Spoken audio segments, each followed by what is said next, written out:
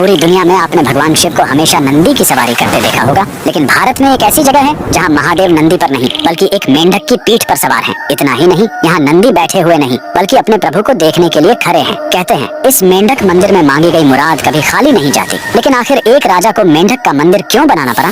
कहानी करीब 200 साल पुरानी है, उत्तर प्रदेश के ऑयल रियासत की। वहाँ के राजा बख्तावर सिंह बहुत प्रतापी थे, लेकिन वो कुदरत के आगे हार चुके थे। उनके राज्य में सूखा पड़ गया था, प्रजा पानी के लिए तड़प रही थी और दूसरी तरफ राजा का अपना आंगन सूना था। उनका कोई पुत्र नहीं था जो आगे चलकर गद्दी संभाल सके। राजा पूरी तरह टूट चुके थे। तभी राज्य में एक महान तांत्रिक का आगमन हुआ। उसने राजा की परेशानी सुनी और एक ऐसा उपाय बताया जिसे सुनकर सब हैरान रह गए। तांत्रिक ने कहा, राजन, ये सामान्य सूखा नहीं है, आपको मंडूक तंत्र का सहारा लेना होगा। मेंढक ही वो जीव है जो बादलों को बुलाता है।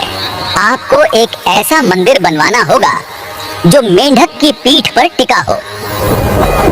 राजा ने तांत्रिक की बात मान ली। निर्माण शुरू हुआ, लेकिन इसमें सीमेंट या चूने का इस्तेमाल नहीं किया गया। इस मंदिर को अमर बनाने के लिए पत्थरों को औरत की दाल और गुड़ के पेस्ट से जोड़ा गया। जमीन से 100 फीट ऊपर एक विशाल पत्थर के मेंढक की आकृति बनाई गई और उसी के ऊपर यह भव्य मंदिर खड़ा किया गया। मंदिर तो बन गया, लेकिन प्राण प्रतिष्ठा के लिए राजा खुद नर्मदा नदी से पवित्र नर्मदेश्वर शिवलिंग लेकर आए। और फिर वही हुआ जिसका सबको इंतजार था। जैसे ही पूजा शुरू हुई, आसमान में काले बादल छा गए और राज्य में झमाझम बारिश हुई। इतना ही नहीं, कुछ समय बाद राजा को पुत्र रत्न की प्राप्ति भी हुई। आज भी यूपी के लखीमपुर खीरी में यह मंदिर शान से खड़ा है। इस अद्भुत मेंढक मंदिर के लिए कमेंट में लिखें, हर हर महादेव।